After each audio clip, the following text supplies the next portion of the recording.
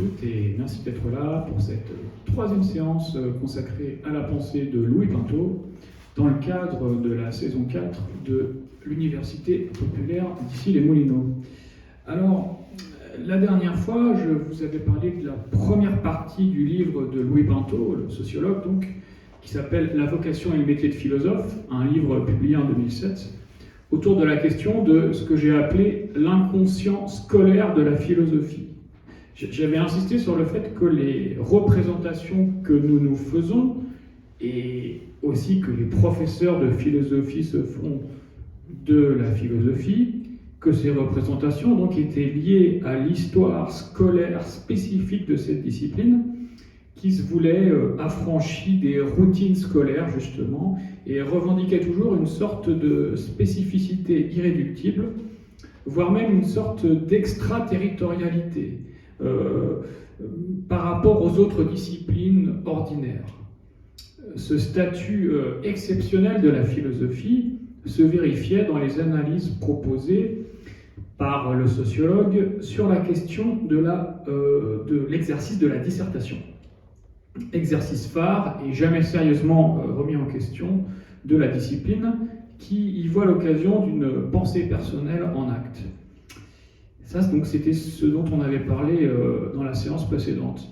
Alors, j'aimerais aborder ce soir la seconde partie du livre qui est intitulée donc, « Structure et figure d'un champ philosophique national ». Donc, j'ai repris le titre pour ma conférence. Alors, cette seconde partie du livre « La vocation et le métier de philosophe », dans la mesure où elle compte pour les 2/3 de l'ouvrage, je vais être contraint, encore plus que lors de la séance précédente, de dégager dans le temps qui nous est imparti, et pour ne pas être trop long, les grandes lignes de l'ouvrage et les éléments qui me semblent représentatifs de l'argumentation du sociologue, en laissant inévitablement de nombreux éléments de côté. Je ne peux, encore une fois, que vous encourager à la lecture du livre en tentant de vous en donner une petite idée. C'est le but avoué de ces deux séances. Alors, nous allons donc parler ce soir du champ philosophique. Mais qu'est-ce qu'un champ ? Pinto reprend ce concept à son maître Pierre Bourdieu, qui, à l'origine, est un concept issu de la physique théorique.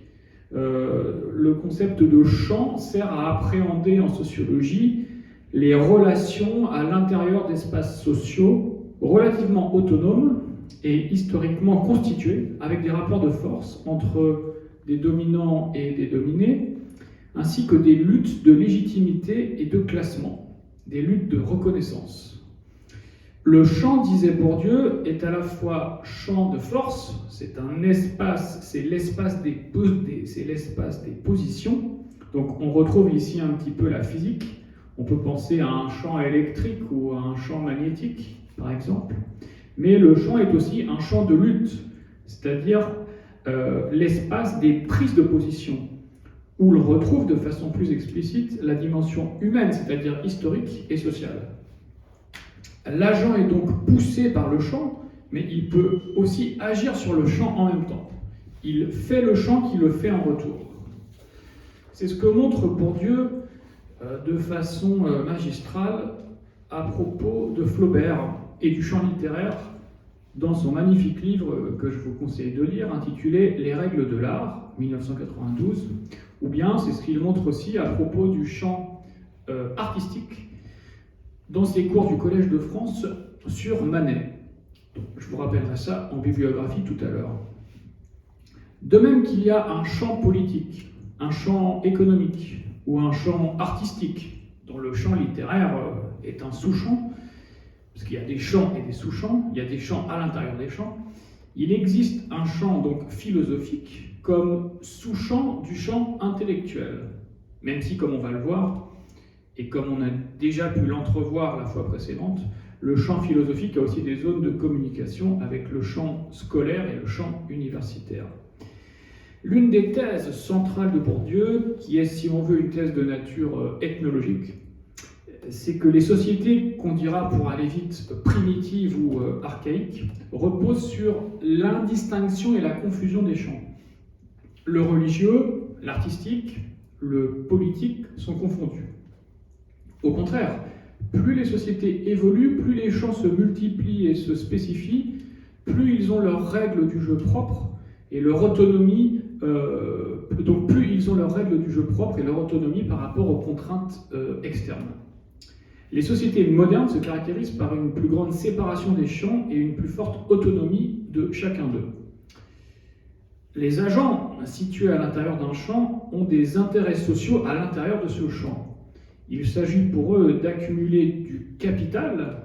Alors dans le cas du champ intellectuel, ce sera essentiellement un capital de nature symbolique et immatérielle, et d'arriver à des positions dominantes, accéder à un poste, gagner un prix. On a parlé du prix Goncourt par exemple récemment. Le prix Goncourt dans le champ littéraire, c'est un enjeu important pour acquérir une visibilité, une position dominante dans le champ. Ou bien dans le champ sportif, ça pourrait être remporter une compétition, remporter une coupe, être champion du monde, etc., etc. Selon Pinto, le champ philosophique français se structure selon deux axes. D'un côté, il y a l'opposition spécialiste savant versus généraliste mondain, et de l'autre, l'opposition reproduction scolaire versus production intellectuelle. Donc, production intellectuelle, c'est-à-dire associée à l'idée de nouveauté ou d'originalité.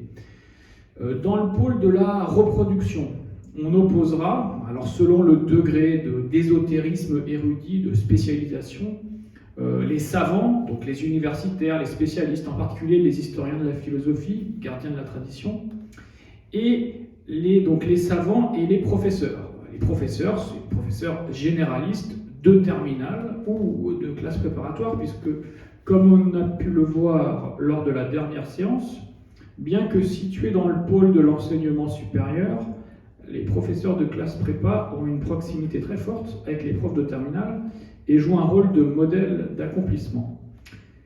À tous les agents qui relèvent du pôle scolaire, donc au sens large, parce que ça inclut aussi l'université, pas seulement l'enseignement secondaire ou les classes préparatoires, donc à tous les agents qui relèvent du pôle scolaire, pôle lié à la reproduction, donc notamment via les examens, les concours, les diplômes divers, s'opposent donc les agents relevant de la production, c'est-à-dire les agents sociaux qui font de la philosophie selon le modèle de l'œuvre définie non pas par des contraintes d'institution, programme, exercice codifié comme la dissertation, dont on a parlé la dernière fois.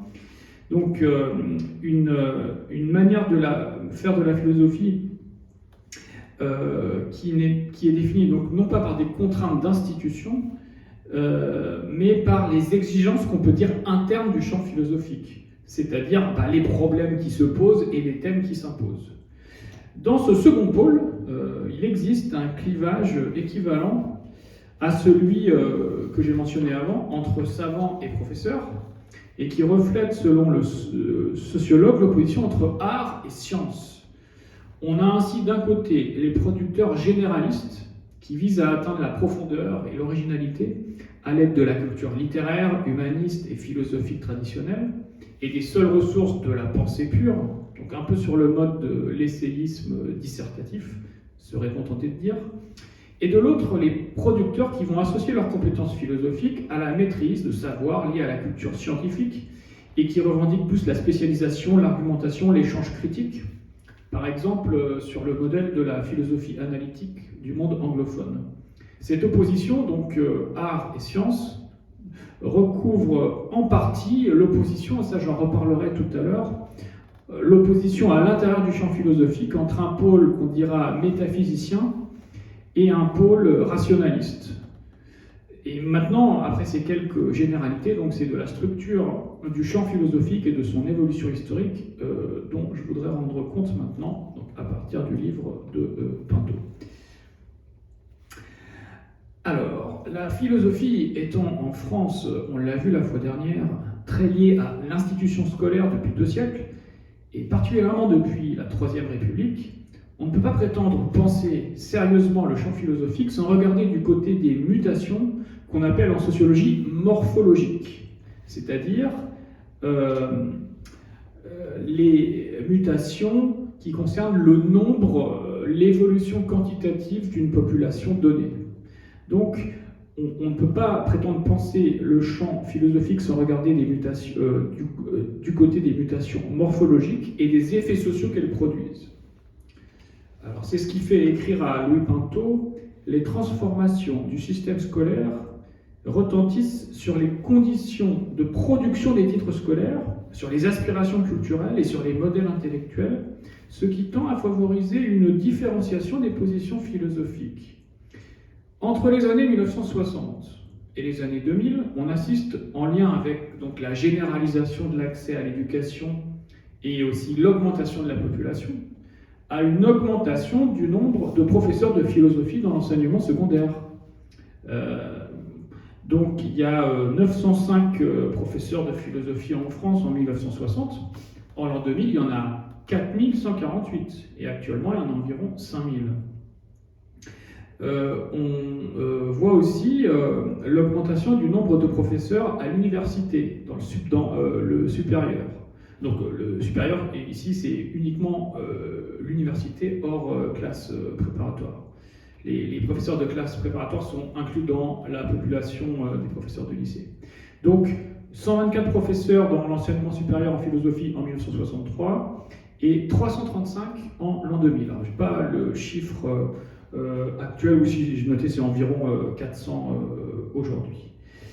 Donc, augmentation du nombre de professeurs de philosophie dans l'enseignement secondaire sur une quarantaine d'années, et même plus, parce que le livre de Pinto s'arrête en 2000. Moi, j'ai essayé de donner les chiffres pour jusqu'à aujourd'hui, 2021. Donc, augmentation donc, du nombre de professeurs de philosophie dans le secondaire, dans le supérieur à l'université, et aussi donc, augmentation du nombre de titres universitaires. Il y a de plus en plus de gens qui ont des diplômes de philosophie. 411 étudiants obtenaient une licence de philosophie en 1963.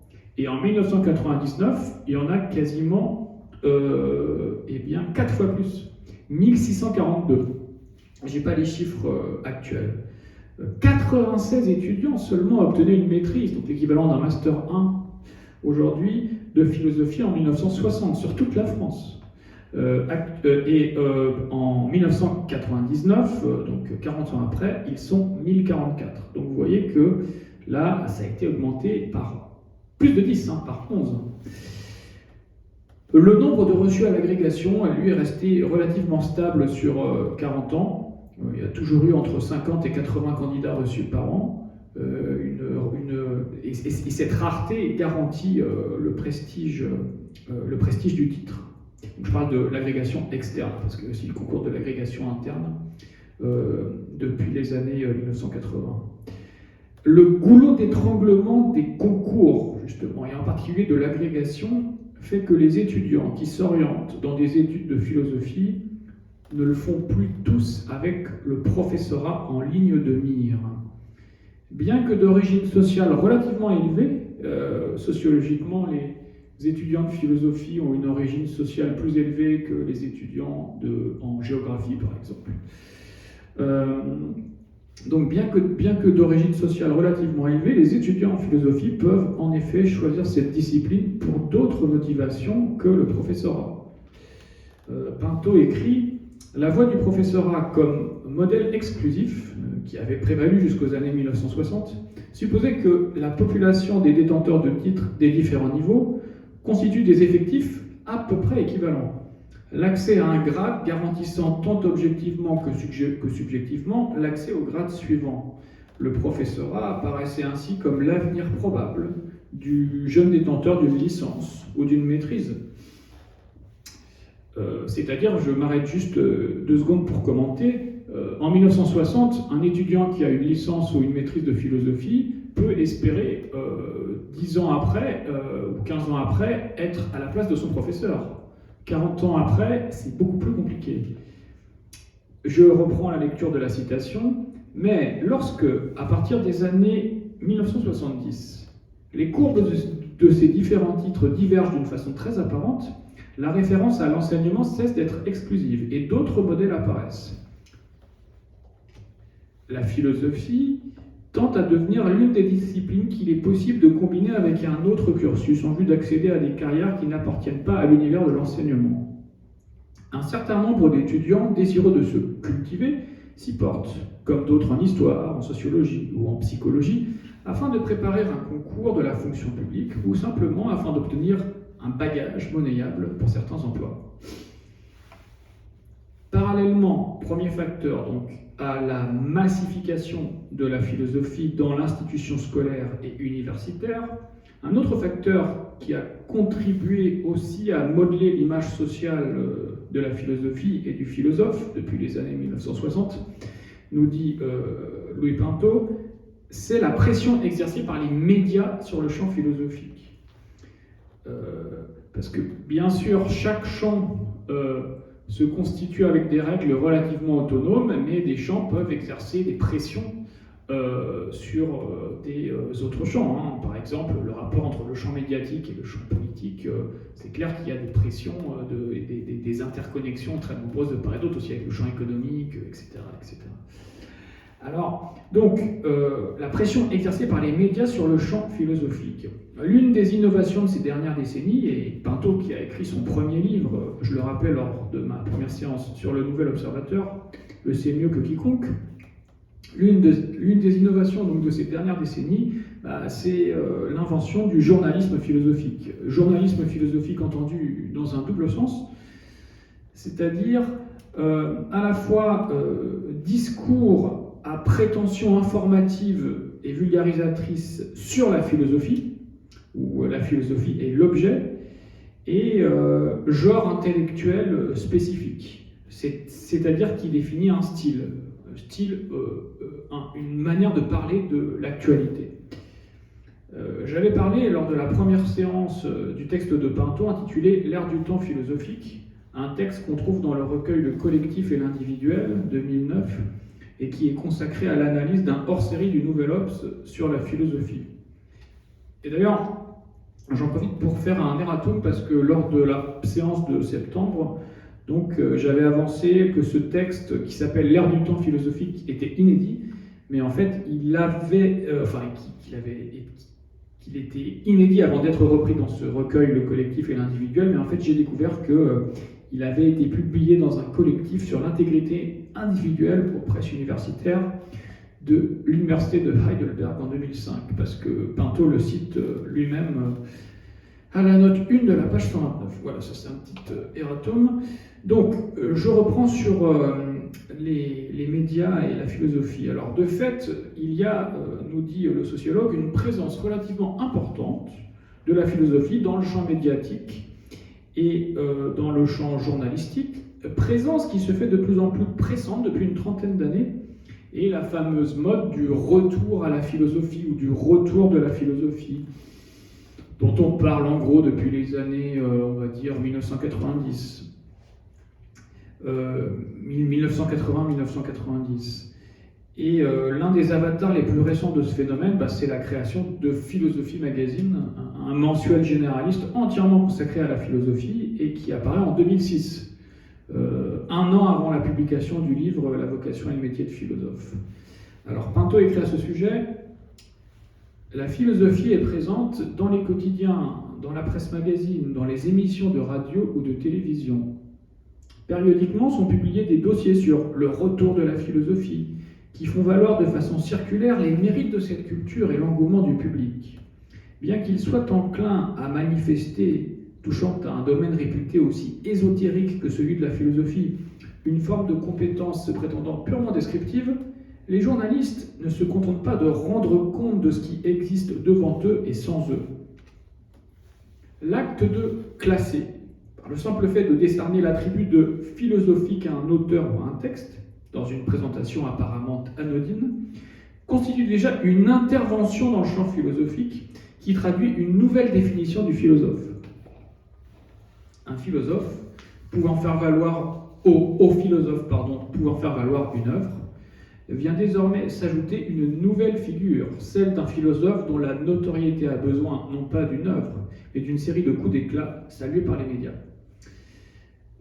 Donc, autrement dit, ce que dit cette citation, c'est que les médias ont gagné le droit depuis 30 ans d'attribuer, de décerner le titre de philosophe à des personnes, des personnalités qui gagnent ce titre, non pas en raison de leur œuvre justement, mais en raison de leur visibilité médiatique justement et des coups d'éclat, comme dit le sociologue, qu'il propose dans les médias. Alors on va prendre des exemples, ne vous inquiétez pas. Et grâce à l'extension du public des classes terminales, qui fait qu'une part non négligeable de la population, possédant un bac général ou technologique, a suivi un cours de philo et peut avoir ainsi une vague idée de ce qu'est la philosophie.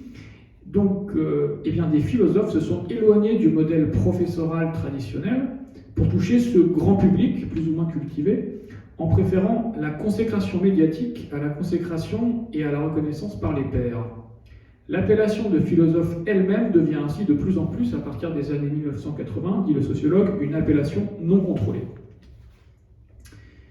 Ainsi, dit Pinto, pour prendre un exemple, quoiqu'il n'ait apporté même de loin aucune contribution à ce que les philosophes considèrent traditionnellement comme des questions de nature philosophique, la connaissance, la vérité, la réalité, le langage, un auteur de formation littéraire adonné comme Alain Finkielkraut à la critique moralisante de la culture moderne peut être gratifié sans ironie du titre de philosophe, assignat par lequel les représentants attitrés du grand public rétribuent ceux qu'ils entendent consacrer. Voilà, donc Alain Finkielkraut de l'Académie française a gagné son titre de philosophe dans et par les médias. Alors qu'il n'a pas de formation philosophique en fait, il a une formation littéraire essentiellement, mais ça renvoie aussi à ce que je disais la semaine dernière, dans la première séance de septembre, qui est qu'aujourd'hui, la définition médiatique dominante du philosophe, c'est le philosophe, c'est celui qui va donner un avis sur l'actualité. Le philosophe est celui qui essaye de saisir le sens de l'actualité. Donc finalement, pour être philosophe, il n'y a pas tellement besoin de contribuer à une question philosophique spécifique. Il y a juste besoin d'avoir, comme on dit, un regard sur l'actualité. Donc c'est le philosophe comme éditorialiste. Malgré tout, derrière ce bloc un peu monolithique des philosophes médiatiques, on peut trouver des différences et voir à l'œuvre une sorte de sous-champ à l'intersection du champ philosophique et du champ médiatique. Selon le sociologue, le critère de différenciation, ça va être le degré auquel la référence à l'actuel et à l'actualité va être explicitement assumée. Alors que les uns penchent plutôt vers l'actualité, la politique, la modernité, et se donnent pour tâche de caractériser souvent, de façon critique, l'esprit du temps, ou de trouver une philosophie pour notre époque, type Alain Finkielkraut, eh bien d'autres vont se tourner de façon quelque peu paradoxale vers l'intemporel. Donc non pas l'actualité, même s'ils peuvent aussi donner leur avis sur l'actualité, mais l'intemporel, l'éternel est toujours d'actualité. Et la philosophia perennis, comme on dit, c'est-à-dire une expression qui désigne les grandes questions qui se posent à l'homme de tout temps, en gros, pour faire simple, c'est un petit peu les notions au programme du bac, eh bien, la philosophia perennis se voit ainsi assurée d'un avenir capable de durer longtemps. Et Pinto écrit à ce sujet, à travers eux, donc à travers ces philosophes médiatiques, la philosophia perennis d'institution a bénéficié de circuits culturels apparemment peu propices à sa réception. La dissertation pour corriger de bac sur Dieu, l'amour, l'éthique, la science dans le monde moderne a trouvé une nouvelle vie auprès de cette frange de plus en plus nombreuse de lecteurs auxquels le système scolaire a eu le temps de procurer des dispositions nécessaires, ce que je disais tout à l'heure sur la diffusion, la massification du cours de philosophie au lycée, a eu le temps donc, de procurer les dispositions nécessaires, sinon suffisantes, pour reconnaître la valeur des savoirs gratuits et pour en ressentir longtemps après la nostalgie. Grâce à cette nouvelle audience, les exercices à l'ancienne de la philosophie morale et de la philosophie générale, type dissertation, se sont trouvés comme rajeunis à l'heure où la spécialisation des savoirs les menaçait de péremption. Et Pinto de citer comme exemple topique et typique de cette seconde tendance André Comte-Sponville, invité à plancher sur la question de Dieu pour un numéro du Nouvel Observateur qu'on retrouve une fois de plus. Nouvel Observateur, toujours à l'intersection du champ intellectuel et du champ journalistique. Et donc, Pinto cite ce petit passage de Comte Sponville. Il y a en effet une pérennité de vivre. Vous voyez, on retrouve le mot de pérennité, ça fait penser aussi à la philosophia perennis, peut-être de philosophie intemporelle des grandes questions. Il y a en effet une pérennité de vivre et de penser par quoi Aristote ou Leibniz sont nos contemporains, ou peuvent l'être, et qui vaut mieux que la mode. Qui lit encore les proclamations d'avant-garde d'il y a 20 ans? Pascal a moins vieilli que tel quel, revue des avant-gardes de Philippe Solers dans les années 1960, et c'est tant mieux. Donc ça c'est tiré de l'article de Comte Sponville dans le Nouvel Observateur du 3 janvier 1991. Quel Dieu pour les philosophes? Un athée fidèle. Donc cette expression athée fidèle, d'ailleurs, que c'est peut-être là qu'elle apparaît pour la première fois. Parce que Comte Sponville se définit souvent comme ça. Alors, l'évolution la plus remarquable du champ philosophique depuis une trentaine d'années consiste dans sa porosité avec les champs journalistiques et médiatiques en raison de l'importance grandissante de la presse et des médias, ainsi que, comme je l'ai dit, de la demande philosophique d'une partie du grand public plus ou moins cultivée en quête de sens et ayant suivi un cours d'initiation à la discipline en classe terminale. C'est dans ce contexte qu'il faut resituer un exemple, un topic. Un autre exemple vraiment inévitable, c'est celui de l'apparition des nouveaux philosophes à la fin des années 1970. Un tel phénomène n'aurait pas été pensable 20 ou 30 ans plus tôt dans un état antérieur du champ.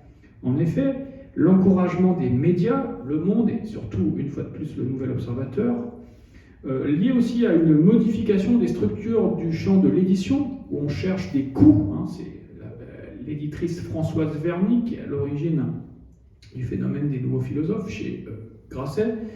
Donc, tout cela a favorisé l'apparition de figures comme Bernard-Henri Lévy, sur lequel Pinto peut écrire, et là je ne résiste pas au plaisir de vous citer ce passage. La forme pathétique de la dénonciation prophétique, éthique, permet à un généraliste sans objet ni projet défini d'incarner au mieux une figure du philosophe, à peu près entièrement construite sur une retraduction journalistique de quelques stéréotypes scolaires, chemise blanche, col ouvert, et crinière romantique à la Byron, ton déclamatoire. Illustration exemplaire de l'effet de raccourci, Bernard-Henri Lévy, collaborateur et ami du Nouvel Observateur, devient une vedette avant d'avoir 30 ans, après diverses tentatives comme la création d'un journal sans lendemain, avant même son premier livre, depuis longtemps annoncé et attendu. Donc la philosophie dans tous ses états, au lieu de la barbarie à visage humain, titre finalement choisi. En peu de temps, il est parvenu à accumuler des positions dans l'édition, Grasset, dans le journalisme, dans l'essayisme, dans le document d'actualité.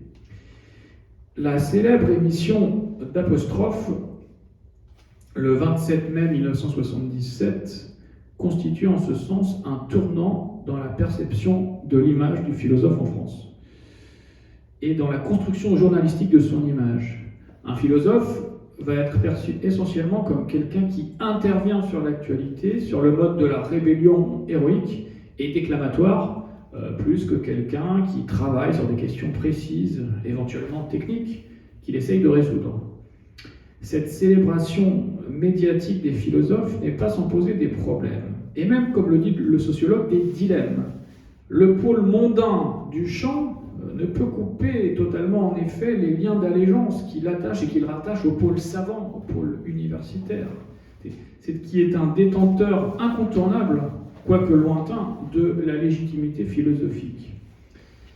Pinto note ainsi que le rôle dangereux joué par les médias dans la consécration des philosophes et dans le développement de ce qu'on a appelé avant donc une appellation non contrôlée, devient ainsi un élément du discours médiatique lui-même. Et il écrit: dans un univers hanté par sa propre duplicité ou équivocité, le rôle dangereux joué par les médias fait partie des thèmes du discours indigène lui-même. Et tout le monde pressent que la dilapidation du titre de philosophe tente à en ruiner le cours. La délimitation entre le vrai et le toc, la vertu et le vice est toujours invoquée, mais elle est tacitement considérée comme fragile, sinon indécise. Si les penseurs autorisés, servant de repères indiscutables, De Santi, Lévinas, Ricoeur, sont cités avec vénération et loués précisément pour leur indifférence présumée à la vaine gloire, on évite de désigner ceux qui y succombent et surtout de suggérer des critères pour les reconnaître. Donc je saute volontairement beaucoup d'éléments du livre de Pinto par manque de temps, car il y aurait à l'évidence beaucoup à dire sur le thème des philosophes médiatiques, pour en arriver au second axe, qui, selon le sociologue, a constitué une reconfiguration du champ philosophique en France après mai 1968, ce qu'il appelle l'académisme d'avant-garde. Donc, une tendance à la fois opposée et complémentaire à la tendance que nous venons de décrire. La notion même d'académisme d'avant-garde semble être d'abord contradictoire, voire même oxymorique. Depuis les avant-gardes artistiques du XIXe siècle, on se souvient des cours de Bourdieu sur Manet que j'évoquais tout à l'heure, on a tendance à croire que l'avant-garde novatrice s'oppose à l'académisme qui est axé par définition sur la tradition, sur la conservation et sur la reproduction. Pourtant, les années 1970-1980 ont bien été caractérisées en effet par l'émergence de cette tendance dans le champ philosophique français. Cette émergence est liée à la conjoncture intellectuelle et politique post-68, marquée, dit le sociologue, par une démobilisation liée à une conjoncture de restauration conservatrice, Pompidou puis Giscard, qui va favoriser l'épanouissement d'une radicalité philosophique purement théorique, déconnectée de toutes les formes ordinaires de subversion sociale et politique.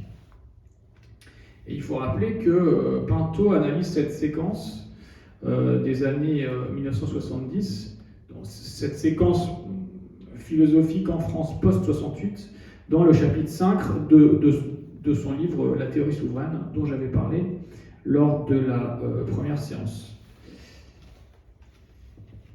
Alors, Pinto note à ce sujet, dans la vocation et métier de philosophe, de jeunes aspirants intellectuels démobilisés au milieu des années 1970, après une période de mobilisation générale, mai 68, demeuraient néanmoins désireux de préserver l'un des acquis des temps de révolte.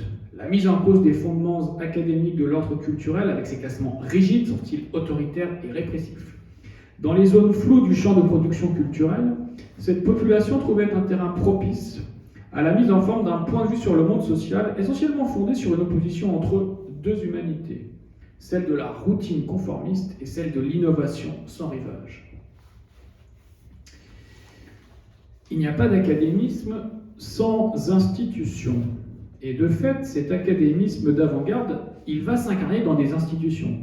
Par exemple, le Centre Beaubourg, conçu au milieu des années 1970, dont les valeurs proclamées dans son architecture, comme dans ses attendus intellectuels, étaient celles de l'ouverture, de la communication, de la polyvalence, avec corrélativement le refus des cloisonnements et des hiérarchies. D'ailleurs, il faut se souvenir que Pinto a consacré un article à ce sujet, un article en 1991 qui s'appelle « Déconstruire Beaubourg, art politique et architecture ». Vous pouvez trouver cet article en libre accès sur Internet.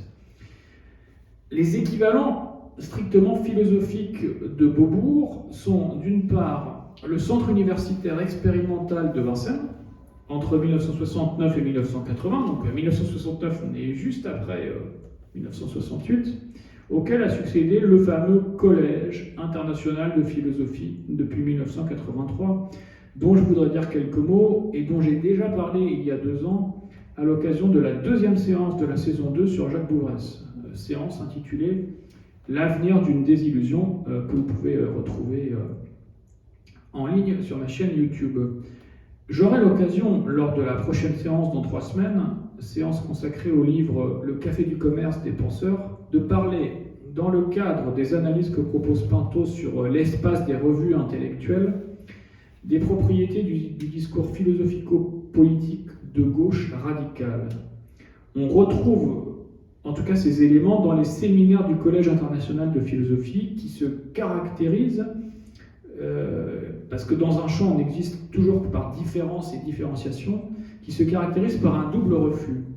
Le refus des facilités mondaines des philosophes médiatiques, généralistes, que j'ai évoqués précédemment, qui sont considérés comme pas assez sérieux, et aussi en même temps le refus des routines académiques de l'enseignement universitaire classique et traditionnel, perçu comme trop conservateur. En gros, c'est Platon, Descartes, Kant, et agrégation qui rime avec dissertation.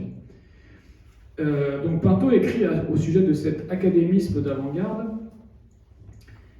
délivrant aux candidats un label officiel d'innovation, le collège, donc le Collège international de philosophie, ne pouvait fonctionner qu'en neutralisant les oppositions internes grâce à une charte assurant la reconnaissance d'à peu près toutes les fractions de l'avant-garde, identifiées comme telles au moins par les chroniqueurs de la presse de qualité. Oui, on retrouve le rôle de la presse. Philosophe du désir venu de Vincennes, postmoderne, disciple plus ou moins déviant d'Althusser, déconstructionniste, herméneute, épistémologue à contre-courant, partisan des divers retours à la philosophie politique, à l'éthique, à la métaphysique. Les justifications avancées renvoyaient moins à des principes d'ordre théorique qu'à la nécessité de garantir un statut pour des expériences qui ne trouvent pas une place légitime ou suffisante dans d'autres institutions. C'est une expression de Jacques Derrida, dont je vais reparler après. Je n'ai pas le temps de m'étendre plus malheureusement sur le Collège international de philosophie, qui existe toujours, mais si vous voulez avoir une idée, c'est assez intéressant d'aller sur leur site internet et de regarder ne serait-ce que le titre et le résumé des séminaires qui sont donnés dans cette institution, si vous voulez trouver quelques illustrations en général assez amusantes de cet académisme d'avant-garde transgressif. Donc, bon. Pinto cite quelques exemples, mais malheureusement, il me faut avancer. Alors, dans le 4e chapitre de la vocation et le métier de philosophe, Louis Pinto tente, comme Pierre Bourdieu dans Homo Academicus, de rendre compte de la réalité du champ universitaire philosophique. Alors, à la fois dans sa structure et dans la façon dont certaines crises, par exemple l'introduction de la philosophie analytique, l'affaire Heidegger ou l'affaire Sokal, eh bien, le secouent et le remettent en question. Il s'agit alors d'expliquer, pour reprendre le titre du chapitre, les fondements et enjeux des prises de position philosophiques sur le plan sociologique. Bourdieu avait coutume de dire qu'il y avait toujours un lien entre notre position dans un champ, nos dispositions, c'est-à-dire la manière dont nous percevons ce champ, ainsi que nos prises de position à l'intérieur de ce champ. Donc, position, disposition et prise de position. Et c'est ce dont il va être question maintenant. Après une description statistique détaillée des agents du champ philosophique universitaire, donc selon un certain nombre de propriétés pertinentes, le statut de normalien, la détention d'une thèse, son sujet et son directeur, l'université d'enseignement et le sexe notamment, Pinto indique le clivage qui structure selon lui le champ philosophique français. L'opposition, donc j'en ai déjà parlé, entre un pôle qu'on dira rationaliste et un autre qu'on dira métaphysicien. Opposition qui recoupe en grande partie celle des fameuses deux cultures de Snow dans la conférence de 1950, dans la célèbre conférence de 1959, c'est-à-dire d'un côté une culture plus scientifique et de l'autre une culture plus littéraire. Comme on l'a vu la dernière fois, la doctrine élaborée dans les lycées durant la période 1880-1925 et qui a donné sa physionomie actuelle au cours de philosophie a toujours associé les fonctions savantes, la connaissance, et les fonctions civiques, notamment les fonctions de pacification idéologique, on dirait aujourd'hui de vivre ensemble. Donc cette doctrine donc qui a donné sa physionomie actuelle au cours de philosophie a toujours associé les fonctions savantes et les fonctions civiques sous la forme intériorisée d'habitus, de dispositions qui revendiquent l'autonomie, la pensée personnelle, face à la double menace des dogmes scientifiques et aussi religieux, et des modes. C'est ça, finalement, ce à quoi on reconnaît un philosophe, c'est son recul critique face aux dogmes et aux modes. Et c'est ça que les professeurs de philosophie sont censés transmettre. Donc ce spiritualisme tempéré, bien tempéré, du penser par soi-même, permettait ainsi de faire cohabiter dans une même morale de l'effort et de l'élévation. On a insisté la dernière fois fortement sur cette morale aristocratique, Eh bien, le pôle rationaliste et le pôle métaphysicien. Disons, Brunswick et Bergson, pour prendre deux noms emblématiques de cette période, un petit peu 1880-1925, c'est les deux grands philosophes français de la Troisième République. Léon Brunswick, donc, qui incarne le pôle plutôt rationaliste, qui a écrit sur les mathématiques, par exemple, et Henri Bergson, prix Nobel de littérature. Alors certes, il n'y a pas de prix Nobel de philosophie, mais Bergson est aussi un écrivain, il traite des questions métaphysiques, plus il s'intéresse à la religion, au mysticisme, à la vie. Voilà, il y a, on retrouve là l'équivocité, en quelque sorte structurelle, de la philosophie elle-même, entre science et littérature. Loin d'être rigide, écrit Pinto, ce modèle intellectuel, donc modèle du penser par soi-même, qui s'est construit pendant la Troisième République, ce modèle intellectuel était assez souple pour autoriser une multitude de variantes. D'abord dans les degrés d'aristocratisme. Selon les agents ou selon les situations, ont pu être mises en avant plutôt les qualités, faussement ou non modestes, d'instituteur, ou plutôt les qualités brillantes du maître. Ensuite, dans les degrés d'orthodoxie intellectuelle et politique, selon les choix théoriques sous-jacents, la référence à la liberté spirituelle pouvait avoir des résonances de méditation intérieure, donc apolitique, ou à l'inverse des critiques des apparences et parfois de l'ordre social. Or, ces divergences ont pu ne pas menacer la cohésion du groupe tant qu'était assurée l'homogénéité des individus qui occupaient des positions rares et prestigieuses dans des lycées fréquentés par les enfants issus des groupes sociaux privilégiés, comme c'était le cas dans les années 1960. Le professeur catholique et le professeur libre-penseur, et même marxiste, dotés d'une réputation bien définie, pouvaient bien s'opposer, mais sur le fond, d'un accord tacite concernant la primauté du verbe magistral, de la réflexion et de la pensée. C'est ça que veut dire Pinto quand il dit que la doctrine du penser par soi-même était un instrument de pacification à l'intérieur du champ philosophique sur le plan intellectuel, entre ceux qui tendaient plus vers le métaphysique, le spirituel, et ceux qui tendaient plus vers la science et le rationalisme, mais aussi on le voit même à travers l'exemple qu'il prend, même un instrument de pacification politique entre le professeur de philosophie catholique de droite et le professeur de philosophie libre-penseur ou marxiste de gauche. Les deux s'opposent, mais les deux sont quand même d'accord sur ce modèle justement, comme le dit Pinto, sur la primauté du verbe magistral, de la réflexion et de la pensée. Malgré les modifications morphologiques que j'indiquais tout à l'heure, augmentation du nombre d'élèves et de professeurs de philosophie en lycée général et technologique, augmentation continue du nombre d'étudiants et de professeurs dans la discipline en raison de la massification de l'enseignement supérieur, le sociologue soutient que cette dualité entre un pôle rationaliste et un pôle métaphysique ou métaphysicien qui structure le champ philosophique s'est globalement maintenue en France. Dans les années 1920, cette opposition s'incarnait à travers le couple Brunswick-Bergson. Dans les années 1990, ce sera Jacques Bouvresse et Jacques Derrida.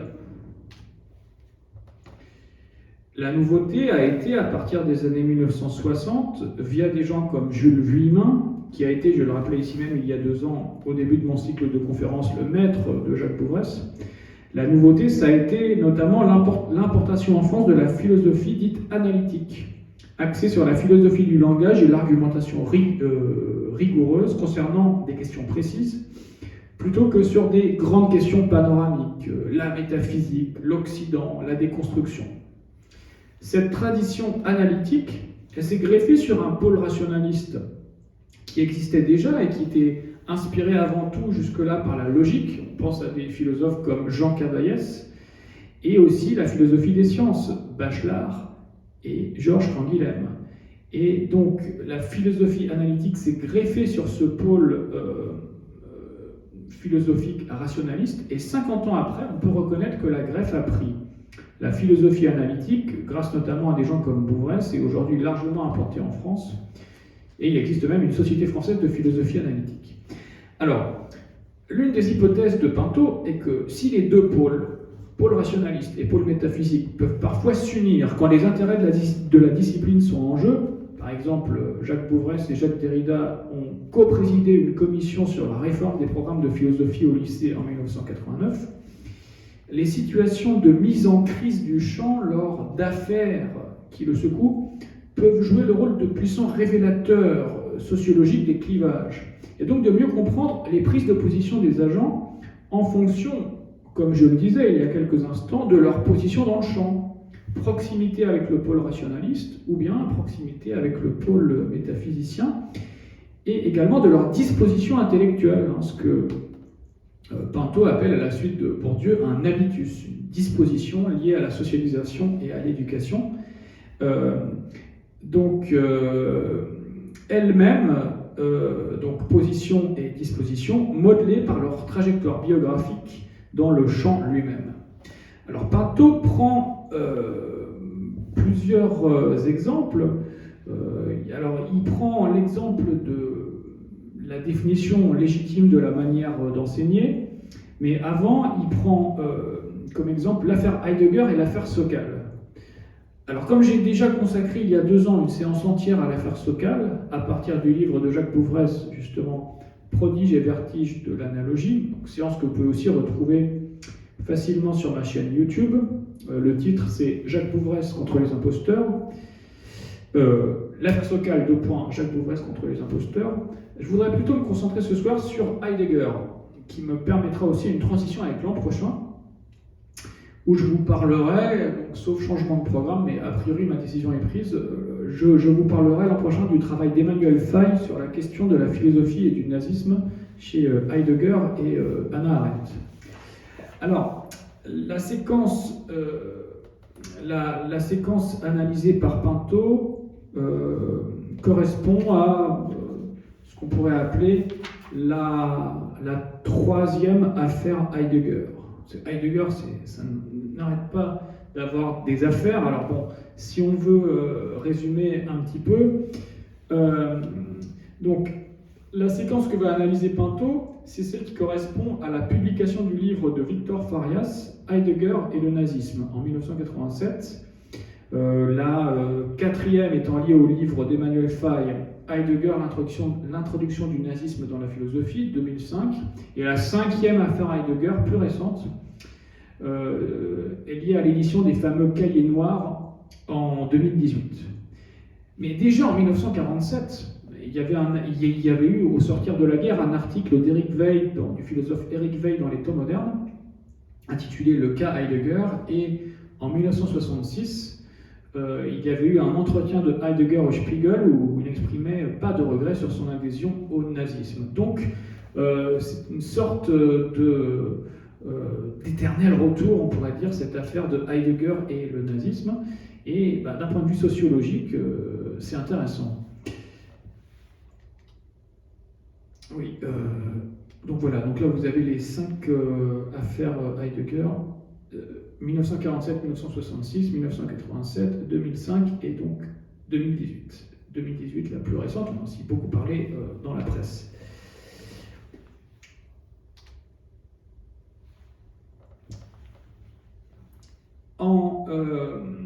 Donc le livre de Victor Farias sur la compromission de Martin Heidegger, considéré par beaucoup comme le plus grand philosophe du XXe siècle, avec sur la compromission de Martin Heidegger avec le nazisme, n'apportait pas vraiment d'éléments nouveaux par rapport à ce qu'on savait déjà. Mais ce qui s'était passé, c'est que la conjoncture, c'est-à-dire en termes sociologiques, l'état du champ et l'état des rapports de force dans le champ, avait changé. En 1988, Bourdieu lui-même publiait dans la foulée du livre de Farias une version augmentée et remaniée d'un grand article de 1975 qui est devenu un petit livre, donc sous le titre « L'ontologie politique de Martin Heidegger ».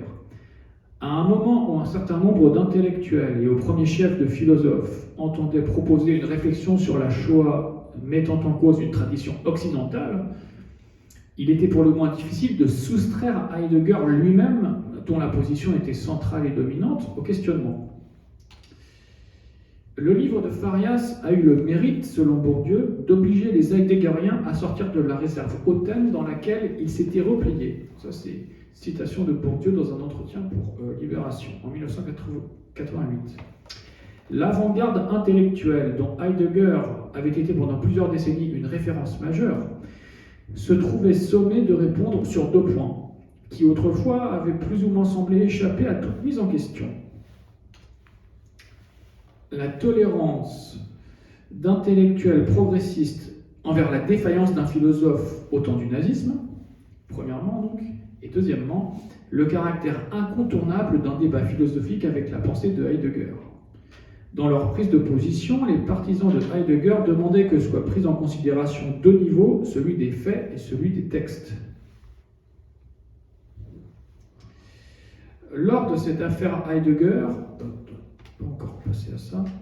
Lors de cette affaire Heidegger, des effets de champ se sont manifestés de façon assez visible et l'opposition du pôle métaphysicien au pôle rationaliste était sans équivoque. Du côté du pôle métaphysicien, on a défendu coûte que coûte Heidegger avec une mauvaise foi parfois invraisemblable. Pinto cite des textes et entretiens de Derrida, de l'historien de la philosophie Pierre Aubanque, de Maurice Blanchot, de François Fédier, de Gérard Granel, de Philippe Lacoue-Labarthe, de Dominique Janicot, ou bien d'Emmanuel Lévinas et de Jean-Luc Nancy. Du côté du pôle rationaliste, Bourdieu et Bouvras tiennent la barre et refusent catégoriquement de mettre la poussière politique sous le tapis philosophique. Alors, puisque j'ai dit que le couple Derrida-Bouvras incarnait l'opposition des 2 pôles dans ce champ philosophique des années 1980-2000, je voudrais m'arrêter sur quelques-uns de leurs propos à eux. Dans un entretien pour le Nouvel Observateur, Derrida utilise la tactique également utilisée par un Jean-Luc Nancy du « on savait déjà ». Finalement, le livre de Farias ne nous apprend rien et c'est une façon commode, non pas de s'interroger sur ce qu'on savait déjà, c'est-à-dire sur le rapport entre Heidegger et le nazisme, mais de renvoyer à l'incompétence de l'auteur sur le plus important, les textes. Derrida écrit pour l'essentiel, alors ça c'est donc c'est un entretien pour le Nouvel Observateur. Vous voyez que le Nouvel Observateur est très présent dans ses conférences. Pour l'essentiel des faits, dit Derrida, je n'ai encore rien trouvé qui ne fût connu depuis longtemps de ceux qui s'intéressent sérieusement à Heidegger.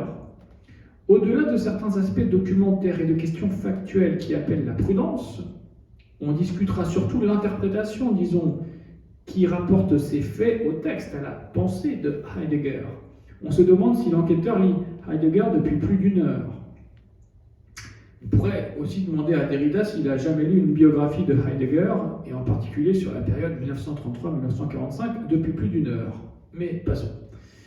De même que dans son livre le plus célèbre, Être et temps, 1927, Heidegger posait, suivant les schèmes aristocratiques des philosophes qui aiment tant opposer et distinguer entre le bas et le haut, le vulgaire et le noble, donc une différence ontologique entre les étangs, le monde ordinaire, et l'être, c'est-à-dire le mystère qu'il y ait le fait même qu'il y ait de l'existence, le mystère de l'existence, on pourrait dire. Donc de même que dans Être et temps, Heidegger opposait l'étang et l'être, eh bien Derrida et ceux qui le suivent posent une différence ontologique ou quasi-ontologique entre les faits vulgaires et la pensée, par définition profonde, noble et un peu en lévitation, il faut bien le dire, par rapport aux contingences historiques. Les faits finissent par devenir anecdotiques et ne pas constituer l'essentiel par rapport au texte, un domaine où les philosophes pouvaient prendre plus facilement en défaut leurs adversaires. Surtout les textes de Heidegger, par définition abyssaux et dont la compréhension n'est pas, c'est le moins qu'on puisse dire, accessible aux premiers venus. Et quand Derrida se réfère au nazisme, il utilise finalement un gimmick typiquement heideggerien, celui du « nous ne pensons pas encore » ou du « nous n'avons pas encore commencé à penser », pour mieux congédier les recherches historiques sur le phénomène qu'il ne cite pas et qu'il n'a sans doute pas lu. Le phénomène du nazisme est renvoyé à une sorte de méditation future, panoramique, face à une énigme qui s'impose à nous, tel le sphinx face à Édipe. La tâche, dit Derrida, le devoir, toujours dans ce même entretien, n'est-ce pas d'essayer de reconnaître les analogies et les possibilités de rupture entre ce qui s'appelle le nazisme, ce continent énorme, pluriel, ça doit être indifférencié, pas différencié, ce continent énorme, pluriel, indifférencié, encore obscur dans ses racines, et d'autre part, une pensée heideggerienne aussi multiple, et qui restera longtemps provocante, énigmatique, encore à lire. Loin donc d'être la pensée d'un quelconque idéologue nazi, cette pensée qui n'a certes rien de gauche, nous dit Derrida, n'est pas pour autant facile à classer, parce qu'elle n'a opposé au nazisme de fait, à sa fraction dominante, qu'un nazisme plus révolutionnaire et plus pur. Vous voyez, c'est quand même pour le moins étonnant comme argument. Autrement dit, la complexité de l'œuvre heideggerienne n'a ainsi d'égal que la complexité de ce à quoi certains entendent la réduire, le nazisme. C'est ça l'argument de Derrida. On retrouve ici, on le notera, une sorte de pontosane récurrent chez les philosophes et professeurs de philosophie. C'est la critique défensive de la réduction. J'en avais parlé la fois dernière. La critique défensive de la réduction et du réductionnisme. Dès qu'on entend remettre un minimum de contexte dans une pensée, les philosophes nous disent historicisme. Dès qu'on met en perspective un philosophe par rapport à son appartenance sociale et à la place qu'il occupe dans la société de son époque, sociologisme. Dès qu'on affirme que la science a rendu peut-être certains problèmes philosophiques caducs, scientisme, etc. etc. Donc la rengaine est bien connue, finalement, seule la philosophie a par définition et de façon pour ainsi dire statutaire le monopole de la pensée large et ouverte. On ne peut pas réduire les textes aux faits, et d'ailleurs les faits eux-mêmes sont peut-être plus complexes que ce qu'on pourrait croire. Voilà en somme ce que nous disent les défenseurs de Heidegger en 1987. Bon, là je cite Derrida, mais Pinto cite d'autres textes qui vont dans le même sens. Autrement dit, recitons Derrida justement, la condamnation du nazisme, quel que doive être le consensus à ce sujet, n'est pas encore une pensée du nazisme. Chez Derrida, le discours de l'énigme sur la question Heidegger ne permettait pas de déterminer si l'on pourrait un jour en venir à bout grâce à un programme de recherche empirique précis, ou s'il ne convenait pas d'attendre, encore une fois, une autre pensée plus radicale, peut-être la sienne, celle de Derrida. Toujours est-il qu'en se plaçant au niveau des textes et en minorant ou en surcomplexifiant les faits, les partisans de Heidegger entendaient renverser la charge de la preuve. Les textes du philosophe, au moins lus par eux, permettaient de montrer la vanité des mises en cause telles que celles qu'avait effectuées Farias, et surtout de dire que, bien loin que Heidegger soit cité à comparaître, c'est presque l'inverse qui est requis. Ce n'est pas à lui ni à ses défenseurs de s'expliquer, mais en quelque sorte à ses détracteurs de s'expliquer avec sa pensée. Usant de toute son autorité philosophique, Derrida souligne que depuis plus d'un demi-siècle, aucun philosophe rigoureux n'a pu faire l'économie d'une explication avec Heidegger. Et on notera d'ailleurs que cette affirmation péremptoire est totalement fausse, nombreux sont les philosophes importants du XXe siècle qui n'ont jamais ressenti le besoin d'une explication avec Heidegger, ne serait-ce que Russell, Wittgenstein, Quine, par exemple.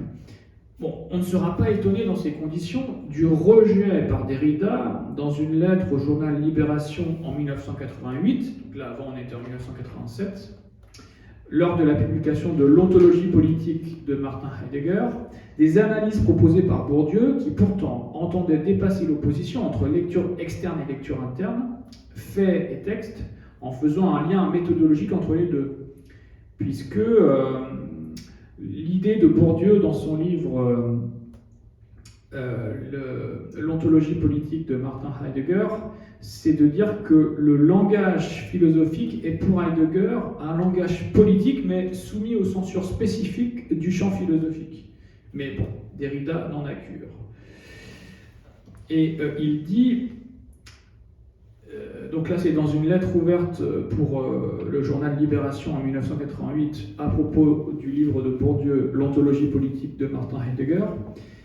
J'ai toujours trouvé les analyses de Bourdieu et celles qui l'inspirent radicalement insuffisantes. Et dans leur axiomatique philosophique, ce qui s'organise par exemple autour du concept d'objectivation, c'est-à-dire presque tout, et dans leur mise en œuvre, en particulier dès qu'elles concernent des textes philosophiques ou surtout des textes comme ceux de Heidegger. La conceptualité qui sous-tend le travail de Bourdieu est pré-heideggerienne. L'angle d'attaque, on le voit, n'a pas changé. Faire de Bourdieu un pré-heideggerien, c'est faire comparaître le sociologue devant la pensée de l'auteur des traitants, par définition plus évoluée, pour ne pas faire comparaître celui-ci, Heidegger, devant les instruments d'objectivation proposés par le sociologue, et donc ne pas aussi avoir à en discuter les résultats. Face à cela, du côté du pôle qu'on dira rationaliste, Jacques Bouvresse écrit dans cette année-là, donc là on est en 1987, un texte partiellement utilisé sous forme d'une conférence à Vienne en 2000, intitulé Heidegger, la politique et l'intelligentsia française. Ce texte est repris de façon intégrale dans le tome 4 de ses essais paru en 2004. Texte dans lequel il se demande pourquoi un philosophe notoirement réactionnaire et nazi, à la pensée pour le moins obscure et alambiquée, a pu devenir une idole de la gauche intellectuelle française, qui a pu être si complaisante et compréhensive pour son adhésion au nazisme, et a souvent vu au contraire le fascisme du côté de la logique, de la science et de la raison interprétée comme répressive. Bouvresse proposait une réponse finalement assez simple et plausible à cette question. Heidegger incarnait au mieux la vision héroïque et solitaire, spontanée du philosophe, se confrontant courageusement aux questions fondamentales et ultimes, l'oubli de l'être, le destin de la métaphysique en Occident, etc. Et en cela, il était particulièrement conforme à l'idéal professoral de la philosophie, constituant, on l'a vu, par tout un inconscient scolaire français depuis un demi-siècle, celui-là même que j'évoquais dans la séance précédente. Donc il y a des raisons sociologiques pour comprendre pourquoi Heidegger a eu tant de succès en France, y compris et surtout chez des philosophes qui étaient censés être de gauche, et qui donc, normalement, auraient dû être particulièrement sévères pour son adhésion au nazisme. Ce texte, à bien des égards décisif, ce texte de Bouvresse, donc, et dont je n'ai pas eu l'occasion de parler dans mon cycle d'il y a 2 ans consacré à Bouvresse, ce texte pourrait faire l'objet d'une conférence entière. Donc, comme je vais devoir bientôt m'arrêter, je me contenterai de citer un passage qui est cité par Pinto lui-même. Alors, ce passage entend répondre à ce que Jean-Luc Nancy, le philosophe Jean-Luc Nancy, récemment disparu, fervent défenseur de Heidegger lui aussi, appellera plus tard la banalité de Heidegger. Comme on a pu le voir depuis le début de cette année, les philosophes n'aiment guère les statistiques et les arguments de type statistique, typiques justement de la sociologie, qui tentent de dégager non des essences immuables, mais justement des régularités tendancielles et collectives. C'est pourtant ce type d'argument qui est utilisé en 1987, par exemple, par l'historien de la philosophie Pierre Aubank pour défendre Heidegger. Donc là, c'est un passage que cite Pinto aussi.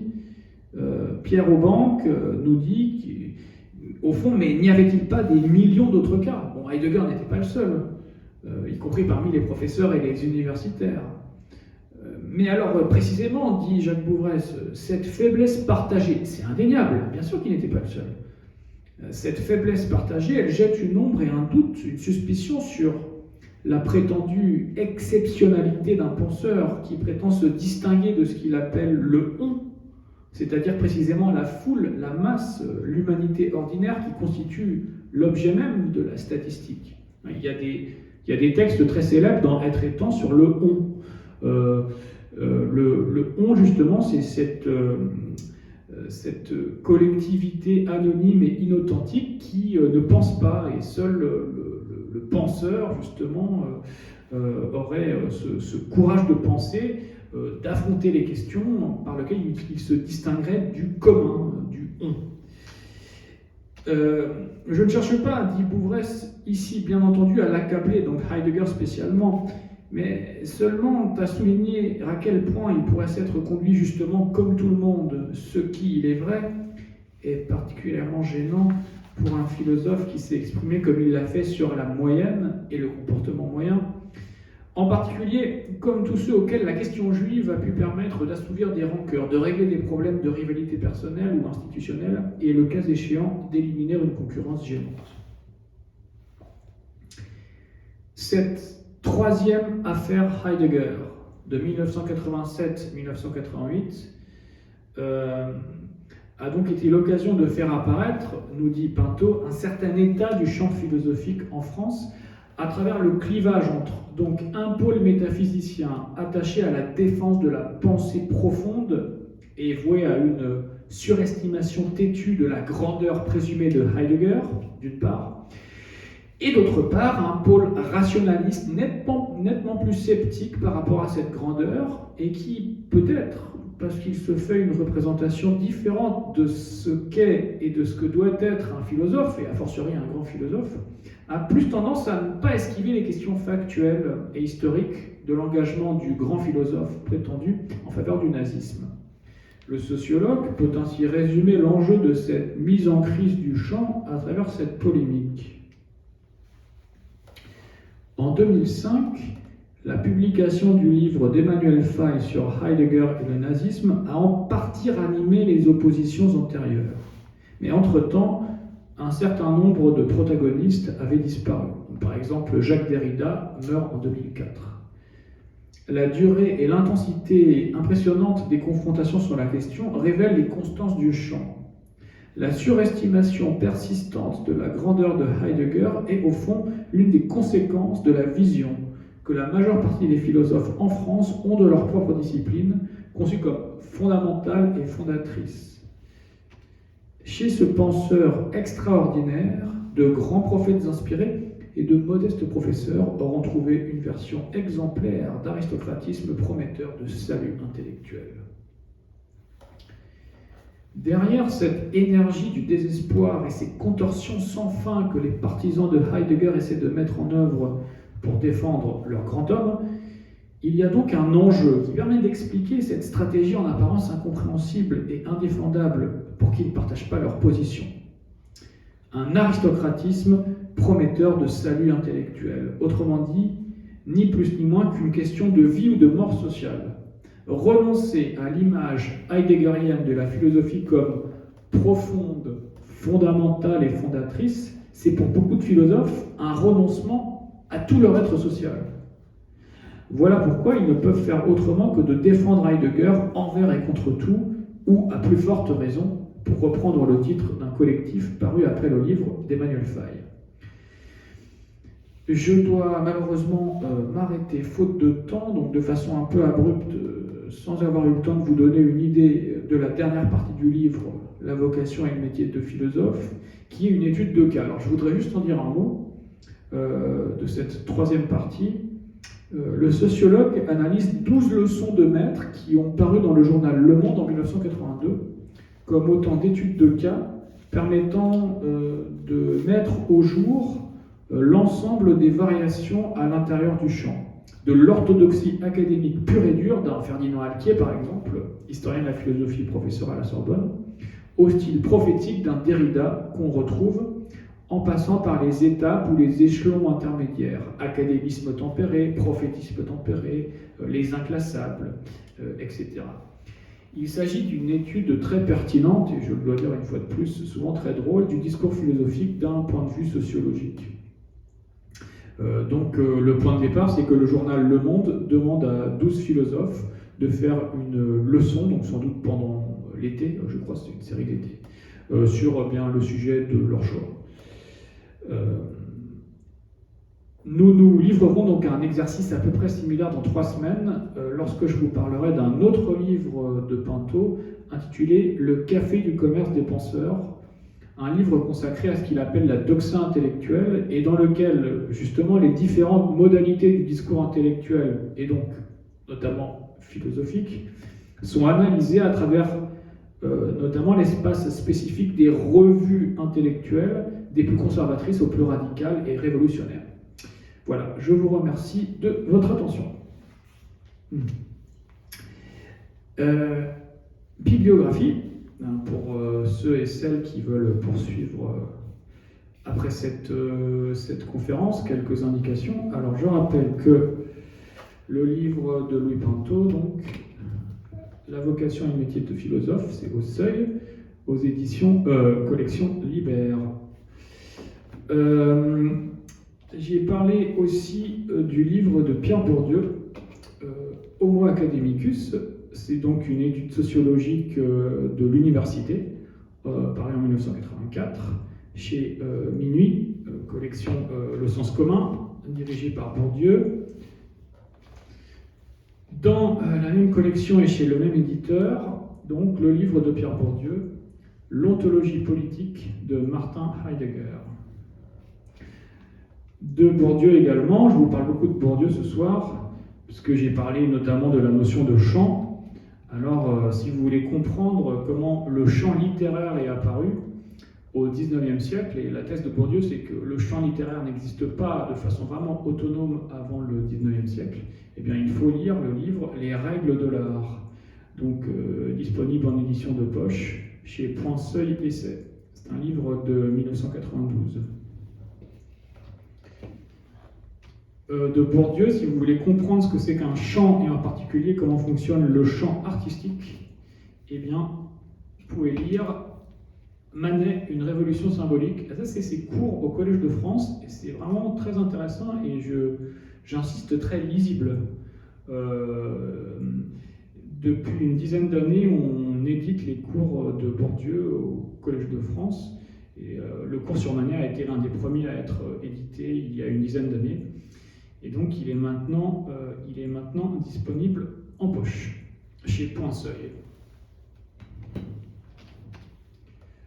Est paru récemment un gros dictionnaire, un gros dictionnaire international Bourdieu, sous la direction de Gisèle Sapiro, chez CNRS Éditions. Et là, vous avez bien tous les concepts de Bourdieu. Si vous voulez aller voir ce que c'est qu'un champ, par exemple, vous avez un article champ, et vous avez beaucoup d'autres articles très intéressants. Vous pouvez aller voir l'article philosophie aussi.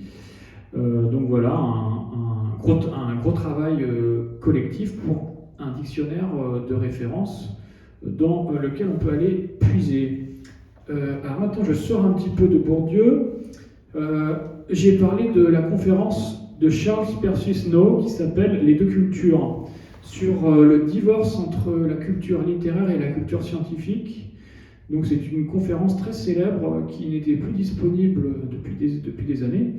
Et heureusement, donc les belles lettres, dans l'excellente collection le goût des idées, de Jean-Claude Zilberstein, eh bien, a eu l'excellente idée de le rééditer récemment, en 2021. Donc les deux cultures, c'est suivi d'un autre texte intitulé État de siège, donc aux belles lettres. Le livre de Victor Farias, Heidegger et le nazisme, est disponible en livre de poche.